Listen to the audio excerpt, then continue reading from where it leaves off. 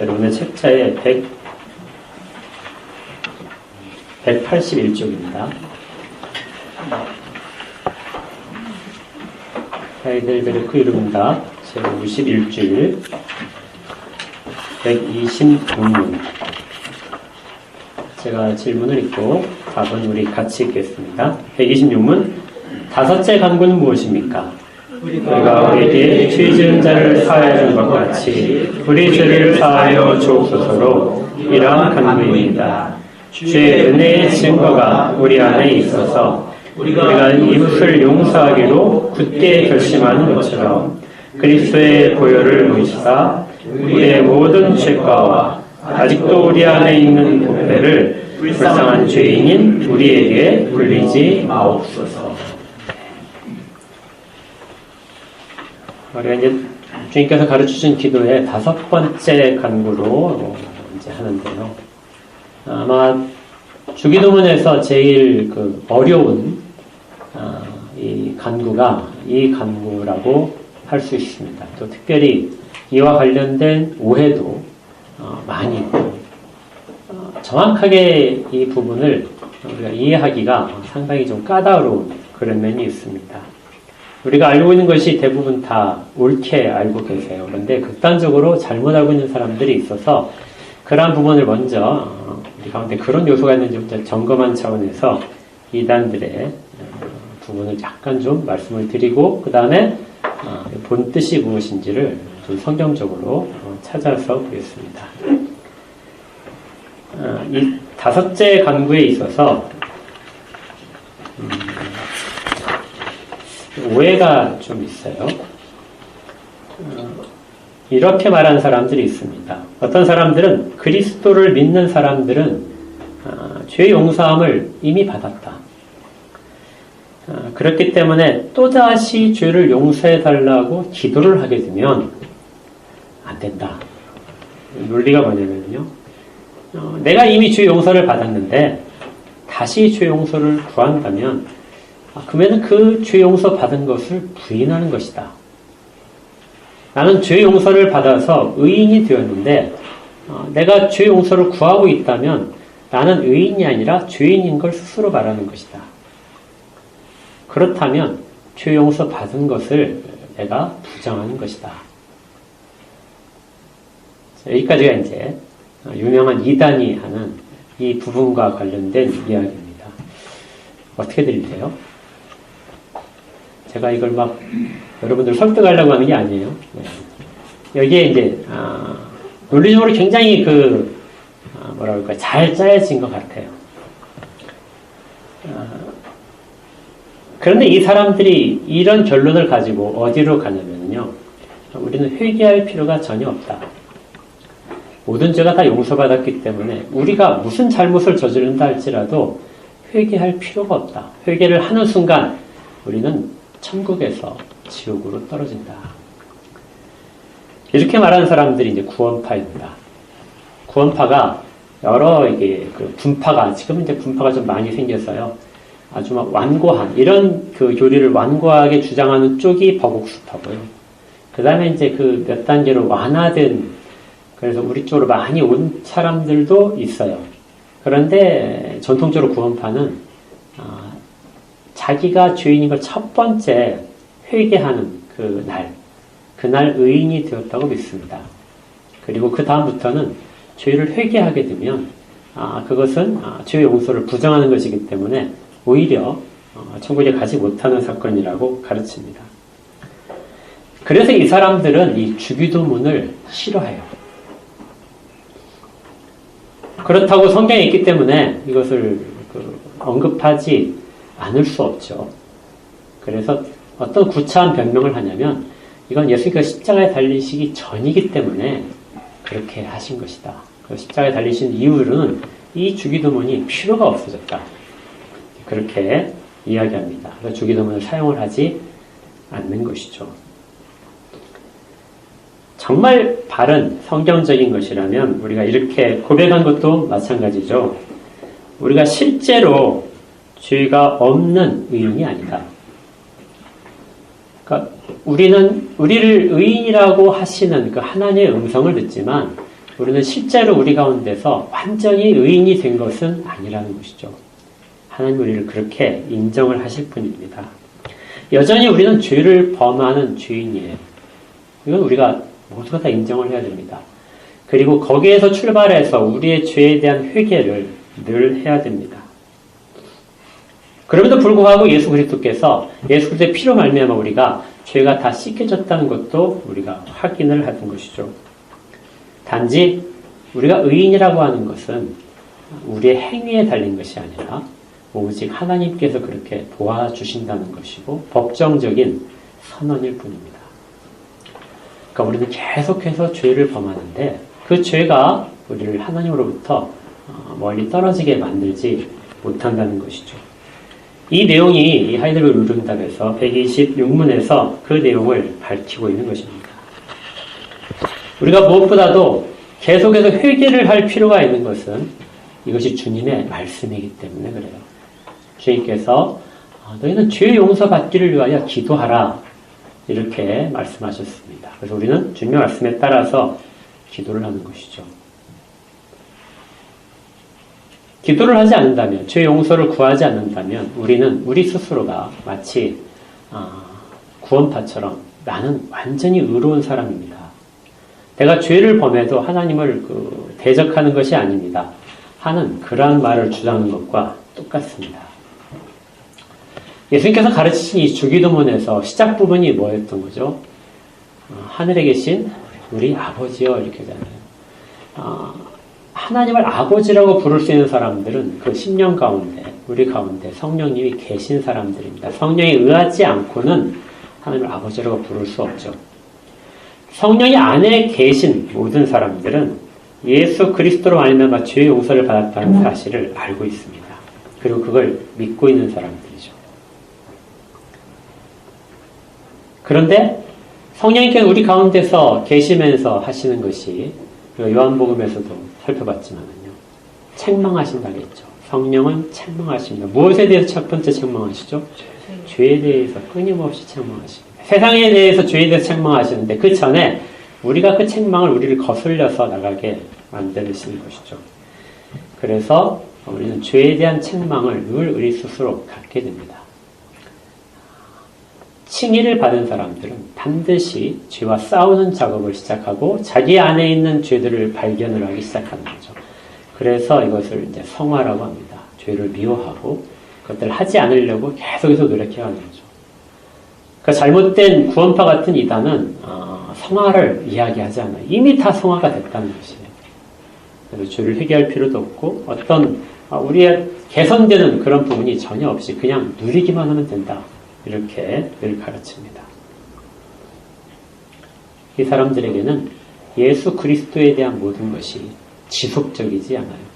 우리가 끊임없이 은혜 가운데서 머물러야 되고 하나님께서 우리를 보실 때 끊임없이 예수 그리스도의 그 피 가운데서 보혈 가운데서 우리를 보셔야만이 우리를 받아줄 수 있는 그런 그 긍휼을 입어야만 되는 존재라는 것을 인정을 하지 않는 것이죠. 더구나 예수님은 제자들의 발을 씻어주시면서 이미 목욕을 했다. 그러나 발은 씻어야 된다면서 씻겨주신 장면이 있었습니다. 모든 죄를 용서받은 죄인이라도 지속적으로 회개를 해야 됩니다. 사도 요한은 요한일서에서 이렇게 이야기해요. 요한일서 1장 8절 10절에서 우리가 죄 없다 하면 스스로 속이고 또 진리가 우리 속에 있지 아니할 것이요. 만일 우리가 우리 죄를 자백하면 저는 미쁘시고 의로우사 우리 죄를 사하시며 모든 불의의 소리를 깨끗하게 하실 것이요. 만일 우리가 범죄하지 아니하였다 하면 하나님을 거짓말하는 자로 만드는 것이니 또한 그의 말씀이 우리 속에 있지 아니하니라. 그러니까 우리가 죄가 없는 존재다 말을 하는 모든 사람들은 뭐라고요? 그 속에 하나님의 말씀이 계시지 않다. 성령이 함께 하시지 않는 사람이다. 그래서 저주 아래 있는 사람이라고 우리가 분명하게 말씀에 비추어서 선언할 수 있습니다. 회개하지 않는 신앙은 참 신앙이 아닌 거짓 신앙들입니다. 신천지는 주기도문을 사용을 해요. 근데 신천지는 주기도문을 묘하게 사용을 합니다. 꼬이게 사용하죠. 하나님 나라가 이 땅에 임하여 오시옵소서, 임하게 해 주시옵소서 하는 것을 하나님 나라 이 땅에 왔다고 생각을 해요. 그 이만희 씨가 그 과천인가요?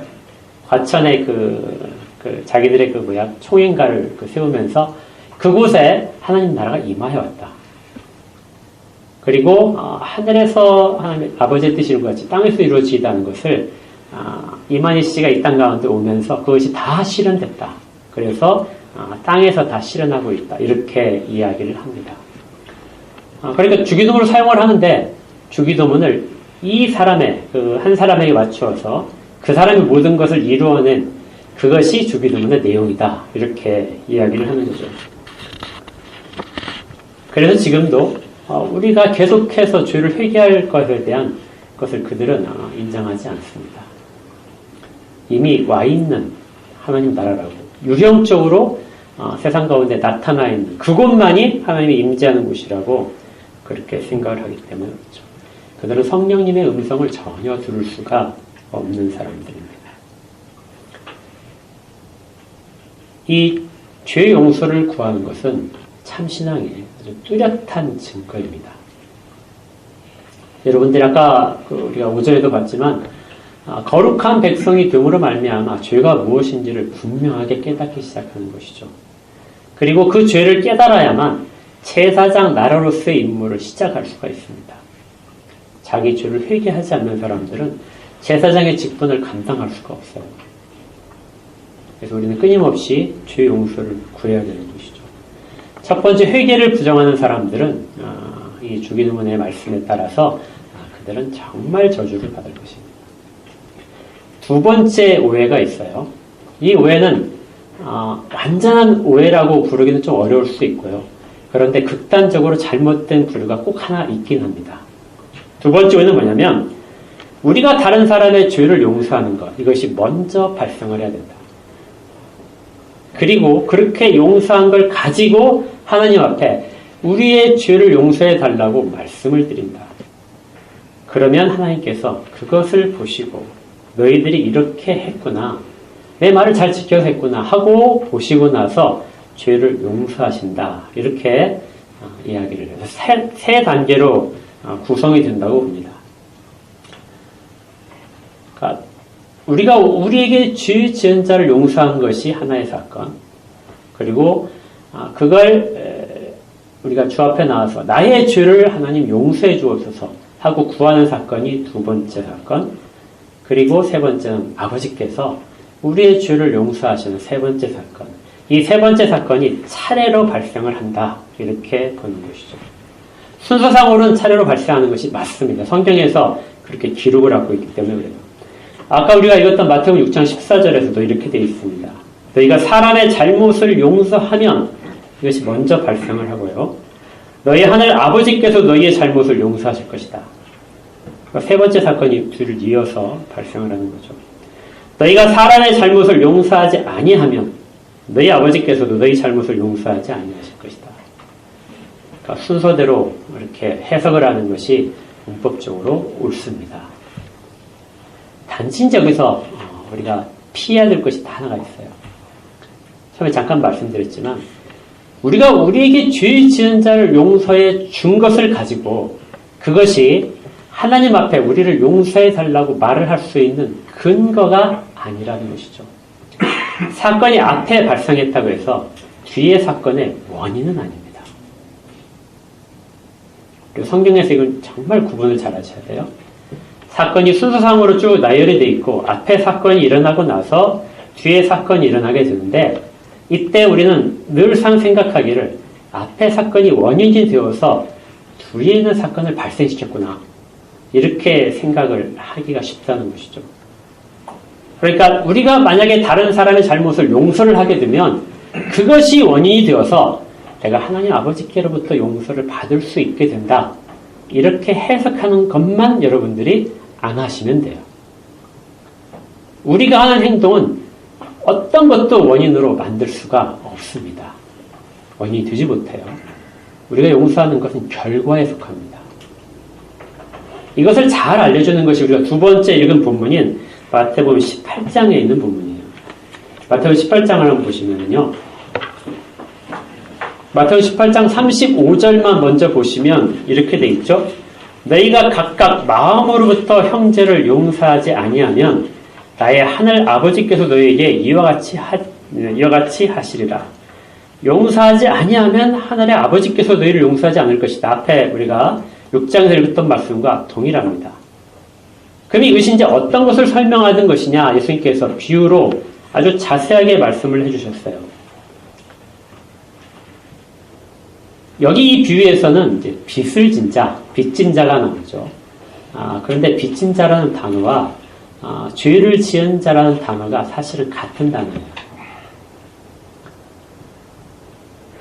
그러니까 성경에서 죄를 지었다 하는 것을 빚을 졌다 하는 말로 바꾸어도 충분히 해석이 된다는 것입니다. 그런데 우리 성경 번역을 할 때 죄를 지은 자로 번역한 것은 아주 미묘한 차이가 있기 때문에 그렇습니다.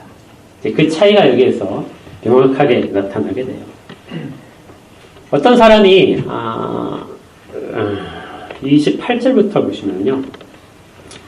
그 종이 나가서 자기에게 100데나리온 빚진 동료 한 사람을 만났습니다.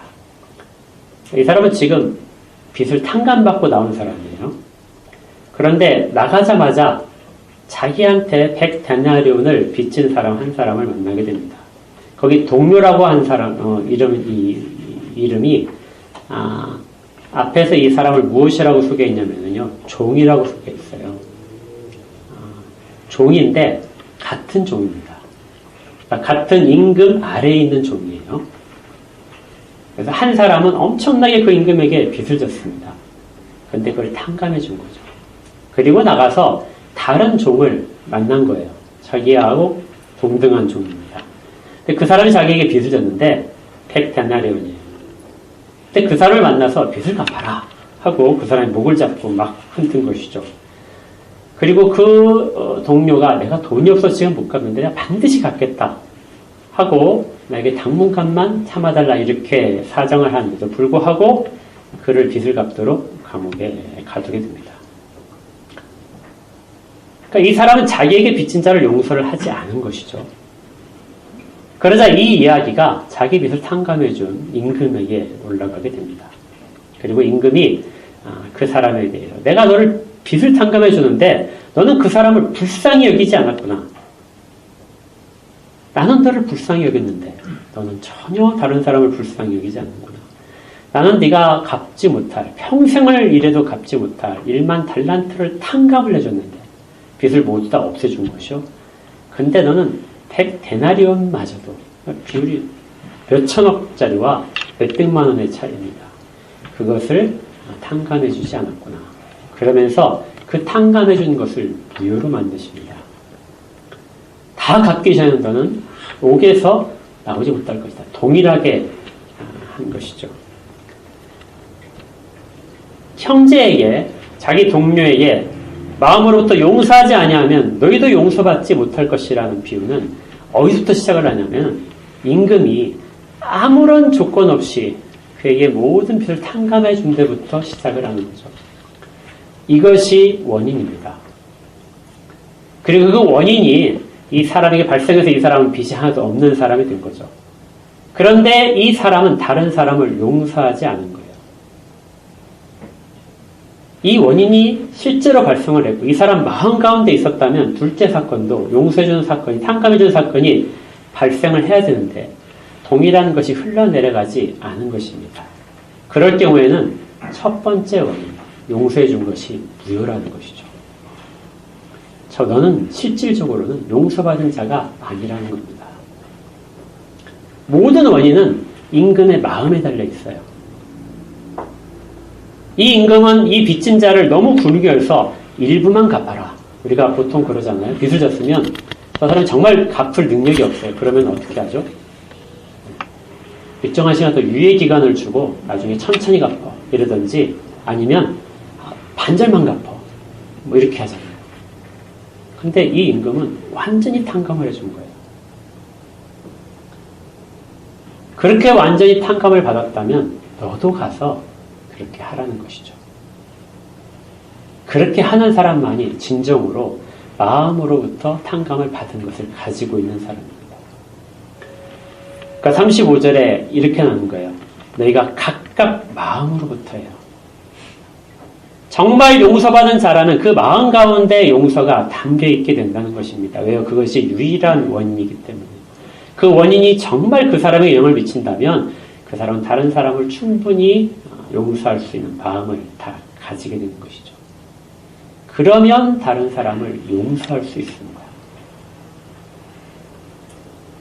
그러니까 순서상으로 따지면은 1번, 2번, 3번으로 순서대로 가는 것 같지만 실질적으로는 것은 3번이 가장 먼저 발생을 한 거예요. 제일 앞에 3번이 있고 이것이 원인이 되어서 두 번째를 발생시키게 되는 것이고 두 번째 발생을 가지고 사람들이 세 번째 기도 속에 있습니다. 그런데 두 번째가 다른 사람을 용서한 것이 근거가 되는 것이 아니라 내가 용서받은 자로서의 입증이 되는 거예요. 첫 번째가 유효했다는 입증을 내가 다른 사람을 용서함으로써 입증을 시킨다는 겁니다. 그러면 우리는 실제적으로 용서받은 자로서 살아가게 된다는 거예요. 이것이 이 오해를 불식수수케이는 가장 좋은 방법입니다. 아까도 오전에도 말씀드렸지만 하나님의 일하심은 언제나 일방적인 은혜로 주어지세요. 이 1만 달란트 빚진 사람이 비록 그 용서해달라고 구했지만 그것은 이 사람이 구한 것으로, 그 간청한 것으로 마음이 움직여서 탕감받은 것이 절대로 아닙니다. 왕이 긍휼히 여기는 마음, 그것만이 이 사람을 탕감해 주는 것이죠. 모든 것은 하나님이 일하시는 방법은 하나님의 일방적인 은혜로서만 이루어집니다. 그러나 이 일방적인 은혜는 반드시 관계 속에서 쌍방적인 것으로 나타나야 되는 거예요. 우리가 요한복음에서 잘 아는 새 계명을 너희에게 주느니 서로 사랑하라. 그 앞에 뭐가 이제 붙죠? 내가 너희를 사랑한 것 같이 너희도 서로 사랑하라. 너희가 서로 사랑할 때 세상이 너희가 나의 제자인 줄 알 것이다. 사랑이 원인이라면 사랑은 나타나게 된다는 것이죠. 용서받은 자는 용서가 원인이라면 용서가 반드시 나타나게 됩니다. 그걸 가장 처음에 하나님께서 일방적으로 언제나 주어주시는 거예요. 그리고 사람들은 그걸 받은 사람들 속에서 서로의 관계 속에서 사랑을 받은 것을 나누게 되는 것이고 용서받은 것을 서로 나누게 되는 것입니다. 또한 이 용서는 완전히 탕감하는 거예요. 부분적으로 탕감하는 것이 아니라 완전히 탕감하는 거고 어디까지 그 탕감이 내용이 가냐면요. 18장 35절인 것처럼 마음으로부터 용서하라. 죄를 용서하는 것과 빚을 탕감해 주는 건 똑같다고 그랬잖아요. 빚을 탕감해 주는데 남겨놓고 탕감해 주지 않습니다. 다 탕감을 하신 것이죠. 이건 우리로 따지면 마음으로부터 용서하는 거예요. 하나님께서는 우리가 죄를 지은 것에 대해서 아무것도 기억을 하지 않는 것입니다. 왜요? 모두 다 그리스도 안에서 다 탕감해 줬기 때문에 일부만 남겨놓은 게 절대 아닙니다. 그래서 일부 사람들은 여기에 대한 오해를 또 하는 것이죠. 그리스도께서는 우리의 죄 가운데 일부분만 탕감하셨다. 나머지 부분은 사람들이 열심히 살아내면서 또 열심히 행위로서 공로를 쌓아가면서 그걸 갚아나가는 것이다. 그리고 해소시키는 것이다. 우리가 그것을 죄를 받음으로써 이 땅 가운데 무엇인가를 대가로 치르면서 해소해 나가는 영역이 있고 예수께서 탕감하신 영역이 있다. 빚을 일부분만 탕감받았다고 생각하는 사람들이 늘 있는 것입니다. 구원은 은혜가 아니라 은혜와 사람들의 선행, 이것이 합력해서 구원을 이룬다. 이렇게 보는 사람들이 있습니다. 근데 언제나 그래요. 아무리 많은 빚을 졌다 할지라도 오로지 다 왕이 마음까지 탕감시킨 거죠. 이웃을, 형제를 용서할 때 그래서 말씀대로 용서하는 것은 마음까지 용서하는 겁니다. 쉽지 않겠죠. 근데 그렇게 할 수 있어요. 왜냐하면 요리문답에서 첫 번째 문장에서 이렇게 말하는 것처럼 그렇습니다. 우리 주의 은혜의 증거가 우리 안에 있어서 내가 완전히 탕감받았다는 그 증거가 내 안에 있기 때문에 내가 이웃을 그렇게 용서를 하기로 굳게 다짐을 하고 시행을 한다는 거예요. 다른 사람을 용서하는 정도가 나타난 걸 보게 되면 그 사람이 얼마나 그리스도의 은혜를 깊게 깨닫고 있는지를 알 수 있어요. 순서상으로 그래서 우리는 다른 사람의 죄를 먼저 용서를 해야 됩니다. 그리고 내 죄를 용서받기를 구해야 돼요. 성경에서 이 표현은 아주 많은 곳에서 나옵니다. 마태복음 5장 23절에서 그러므로 예물을 제단에 드리려다가 거기서 내 형제에게 원망 들을 만한 일이 있는 것이 생각나거든 예물을 제단 앞에 두고 먼저 가서 형제와 화목하고 그 위에 와서 예물을 드리라. 제사를 드리는데 예배를 드리는데 그 예배를 드리다가 막히는 거예요. 하나님 받지 않으신 거예요. 왜 막히느냐? 형제와 대적한 부분이 남아있어요. 그것이 내 마음 가운데서 기도하는데 걸림돌이 됩니다. 하나님께 내 죄를 용서해 주십시오 하고 구하는데 내가 형제를 용서하지 않은 부분, 내가 형제와 화해하지 않은 부분이 걸려서 하나님께 차마 그것을 말씀드릴 용기가 나지 않는 거죠. 그것 때문에 너의 예배가 막히고 너의 기도가 막히니까 가서 그 사람과 해결을 해라. 그리고 나서 와서 다시 예배를 드려라 하는 것입니다. 마가복음 11장 25절에서도 서서 기도할 때요. 서서 기도할 때 유대인들은 서서 기도했잖아요. 서서 기도할 때 아무에게나 혐의가 있거든 용서하라. 혐의라는 것은 반대하는 감정입니다. 다른 사람과 충돌한 감정, 부딪힌 감정이 그 기억이 지금 내게 있다면 아직 해결되지 않은 그 부딪힘이 있다면 그래 가서 용서하라. 그리하여야 하늘에 계신 너희 아버지께서 너희 허물을 사하여 주시리라.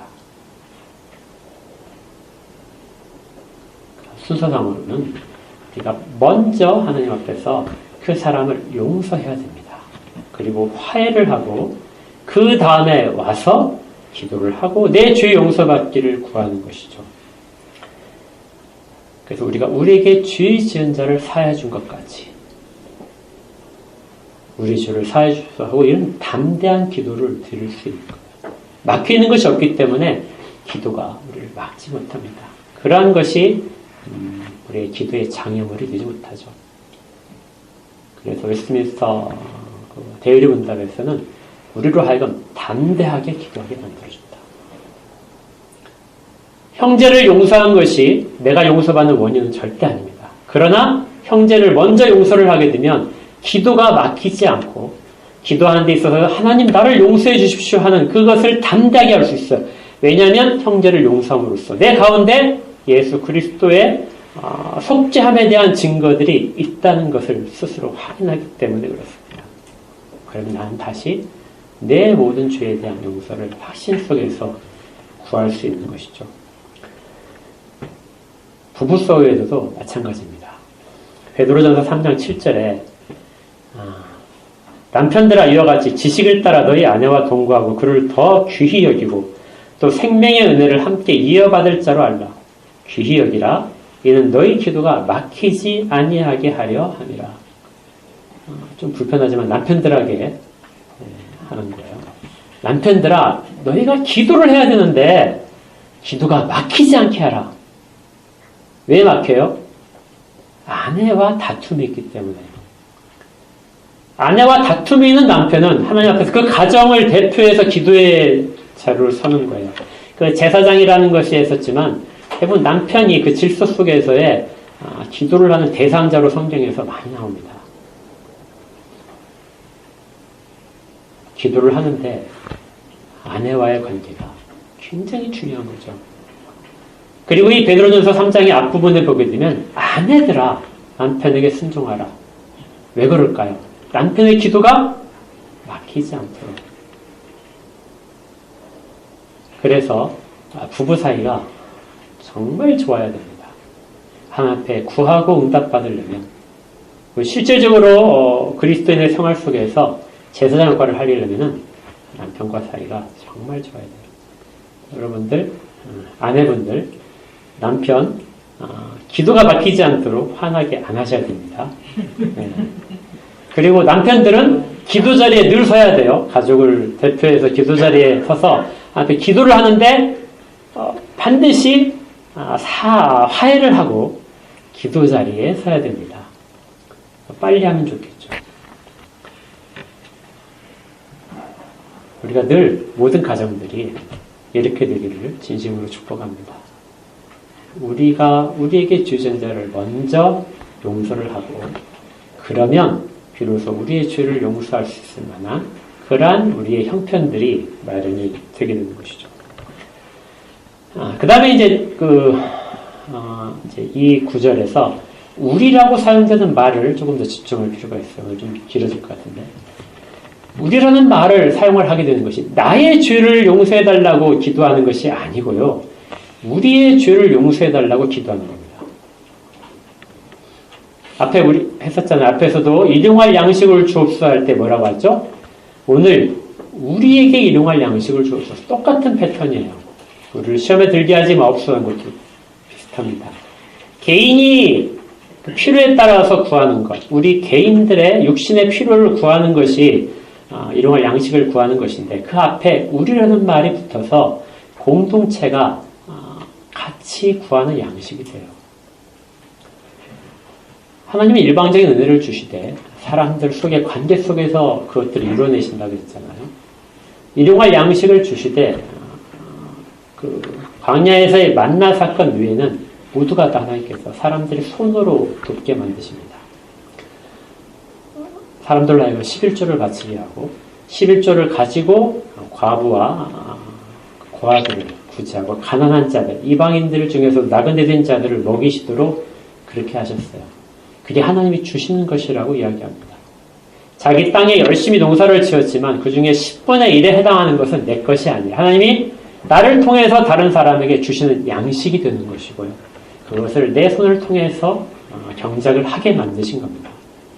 그러니까 일용할 양식을 주옵소서 하는 것은 내가 하나님의 법도 우리 공동체에서 굶주린 자가 없도록 그렇게 지키시는 그 법도를 내가 기쁘게 순종하겠습니다는 거예요. 이것이 일용할 양식을 주옵소서에 담긴 공동체적인 성격입니다. 이걸 동일하게 우리의 죄를 용서해 주옵소서 하는 것도 마찬가지로요. 우리가 공동체 속에서의 죄를 구합니다. 각자는 그 일에 대해서 전혀 죄가 없을 겁니다. 나는 저 사람하고는 아무 관계가 없는데 근데 저 사람의 교회 공동체 속에서 끼친 나쁜 허물과 죄가 있어요. 거기에 대하여 내가 같이 우리의 죄를 용서해 주옵소서 하고 구하는 겁니다. 이건 성경에서 아주 정말 빈번하게 나와요.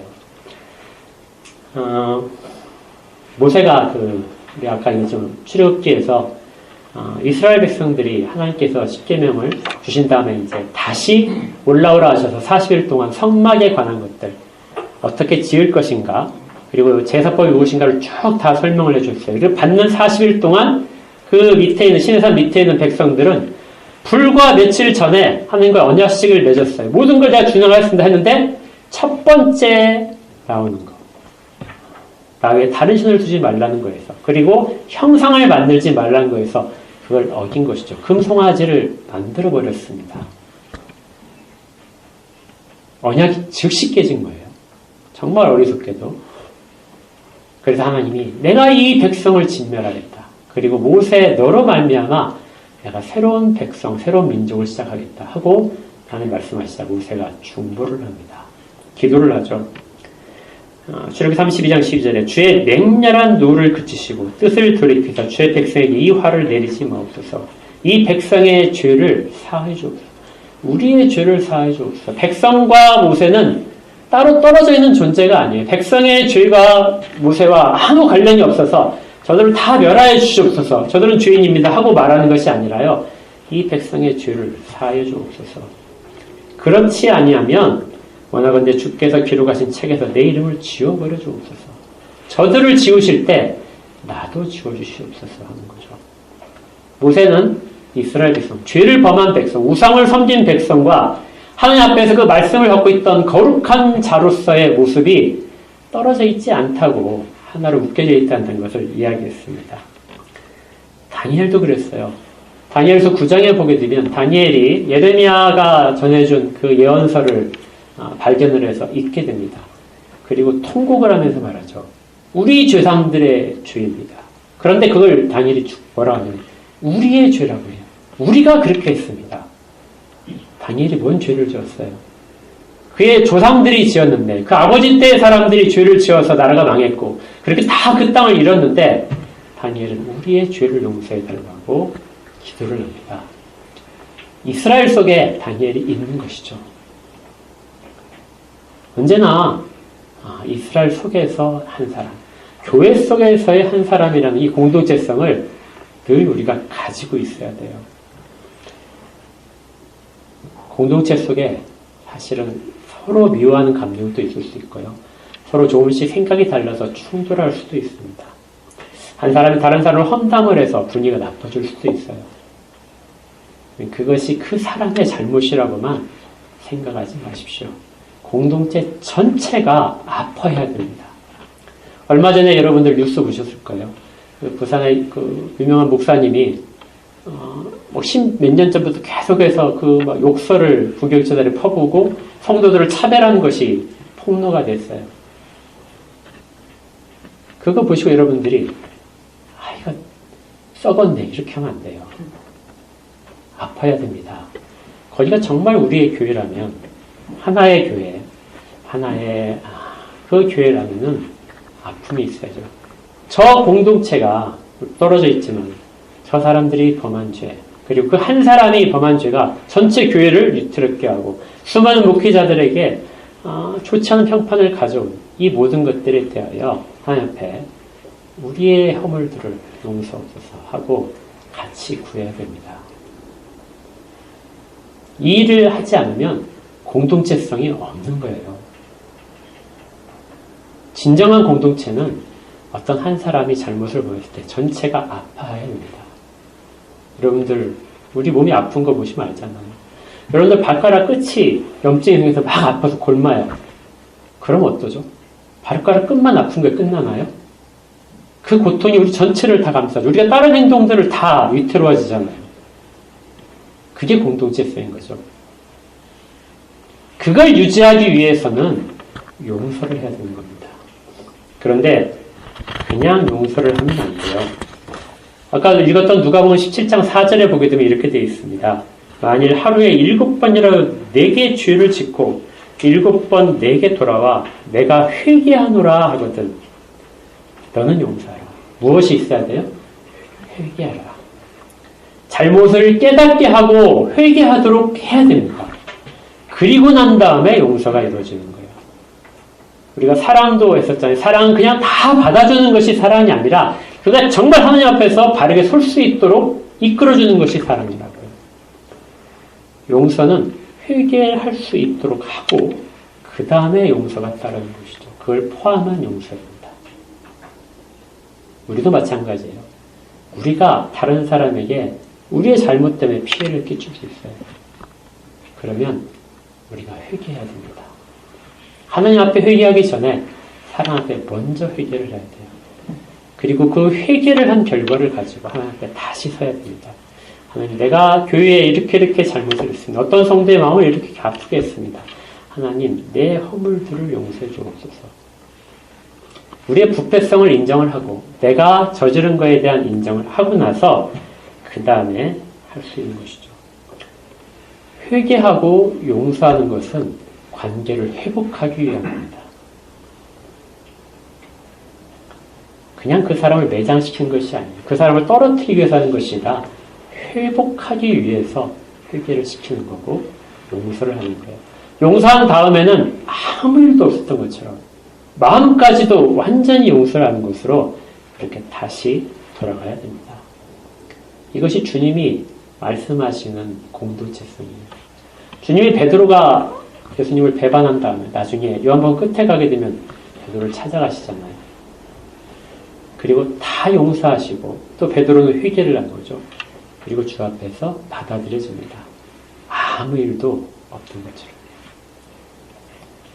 거기까지 하여 우리가 우리에게 죄 지은 자를 용서한 것 같이, 그렇게 철저하게 용서를 한 것 같이, 하루에 7번이나 내게 잘못을 저질렀는데 그때마다 회개를 받아주고 용서하듯이 그렇게 다시금 용서하는 것이, 그게 하나님 아버지의 우리를 향한 용서라는 것이죠.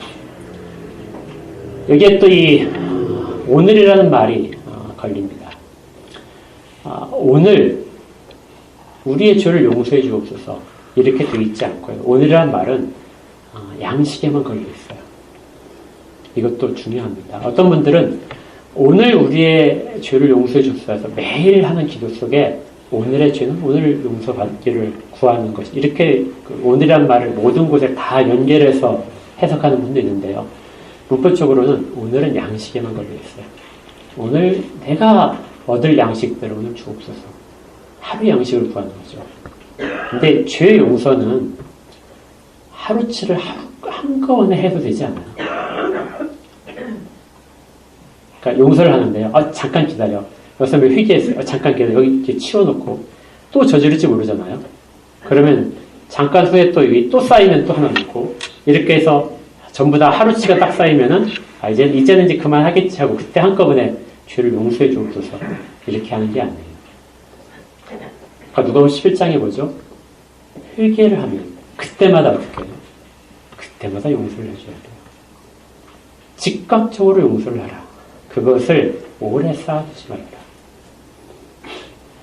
그래서 사실은 매 순간 새롭게 용서를 서로가 하는 겁니다. 우리에게 이것이 있어야 돼요. 근데 실제적으로 우리가 이것을 적용을 한다 봤을 때 가능하시겠습니까? 네. 그러면 안 해야 될까요? 그래서 누가복음 17장에서 이 이야기가 따로 있어요. 누가복음 17장의 1절에 보시면은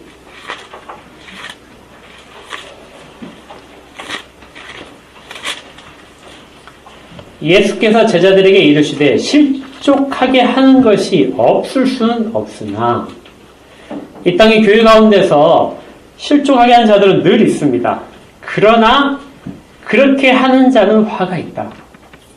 실족하게 하는 일을 하지 않아야 된다는 것을 먼저 말씀하세요. 그러니까 용서받는 것을 말씀을 자꾸 드리다 보니까 어떤 생각을 갖냐면 용서는 당연히 받아야 되는 것이지. 이거 뭐라고 그러죠? 이게 뭐죠? 호의가 반복되면 그걸 뭐라고 해요? 권리라고 한다는 거죠. 그렇게 당연히 당신은 나를 용서해야 되지. 당신 예수를 믿는다며 용서받은 자래요. 그러면 나 용서해야 되는 건 당연한 거 아니야? 그러면서 떳떳하게 나가는 사람들이 있을 수 있어요. 예수님께서 그 말씀하신 겁니다.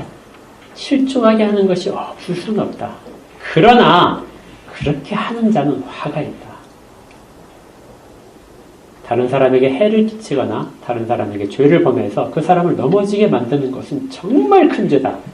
아예 그 죄를 범하지 않는 것이 제일 좋다는 거예요. 그런데 그렇게 할 수도 있다는 겁니다. 부득이하게 우리의 부패한 본색을 만들어낼 수도 있어요. 근데 만약에 그것이 어느 정도가 큰 죄라면 2절에 있는 것처럼 그가 이 작은 자 중에 하나를 실족하게 할진대 차라리 연자맷돌이 그 목에 매어 바다에 던져지는 것이 나으니라. 얼마나 큰 죄인지 알겠죠? 교회 속에서 다른 사람들을 실족하게 만드는 것. 자기는 작은 거라고 생각할 수 있지만 그 사람이 큰 실족으로 갈 수 있습니다. 너희는 스스로 조심하라. 만일 내 형제가 죄를 범하거든 경고하고 회개하거든 용서하라. 여기도 다시 회개하거든 용서하라. 근데 그 앞에서 회개를 만들기 위해서는 그 죄가 무엇인지를 깨닫게 만들어라. 그리고 나서 그가 그걸 깨달아서 진심으로 회개를 한다면 하루에 7번이라도 계속해서 회개를 받아줘라. 그러자 사도들이 이야기합니다. 어떻게 그게 가능하겠습니까?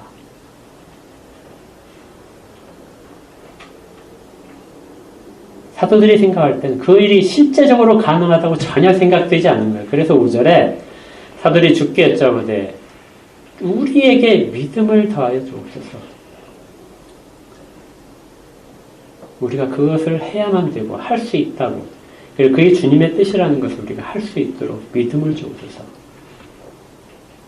주님께서 말씀하세요. 너희 겨자씨 하나일 만한 믿음이 있었더라면 이 뽕나무들로 뿌리가 뽑혀 바다에 심기라 했을 것이다.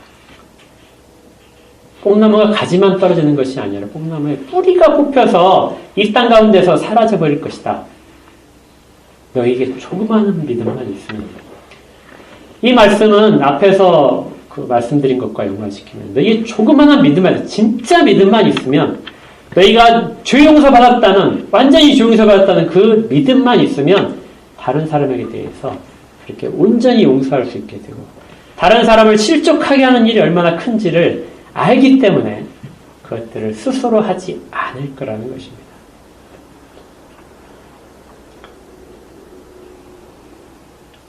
이 부분은, 다섯째 강구는 우리를 여기까지 이끌어갑니다. 우리를 돌아보게 만드는 것이죠. 우리는 여전히 죄의 결과들을 가지고 있고 부패한 본성 때문에 이런 일을 서로가 발생시킬 수 있습니다. 그럴 때 서로가 용서를 해야 되죠. 한 사람의 실족은 모든 사람이 다 가슴 아프게 생각하는 것이고, 그래서 그를 깨우쳐서 공동체 안에 머물게 할 수 있도록 관계를 유지시키기 위하여 그에게 회개를 하게 만들고, 그리고 또 용서를 하고 그렇게 되는 것이죠. 그러면 마치 출애굽 때 문지방에 양을 잡아서, 어린 양을 잡아서 그 피를 문지방에 바르고 나면 여호와의 죽음의 천사가 그 문지방을 넘어갔죠. 그 집은 들어가지 않습니다. 그런 것처럼 하나님께서는 그리스도의 피를 바른 그 모든 심령들, 그 속에서 모든 허물들을 넘어가신다는 거예요. 그래서 두 번째, 우리가 하나님을 외운다면서 두 번째는 문단이 그겁니다. 그리스도의 보혈을 보시옵소서. 우리 가운데 뿌려져 있고 우리 가운데 마심으로써 우리 가운데 하나가 된 그리스도의 보혈을 보시옵소서. 우리의 모든 죄가와 아직도 우리 안에 있는 부패를 불쌍한 죄인인 우리에게 돌리지 마옵소서.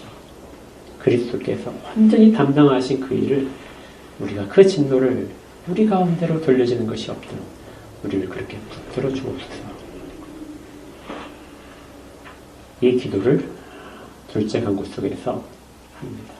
다섯째 강구 속에서. 기도할 때 여러분들 이 마음을 꼭 가지시기 바랍니다. 용서하셔야 돼요. 깨끗하게 지우셔야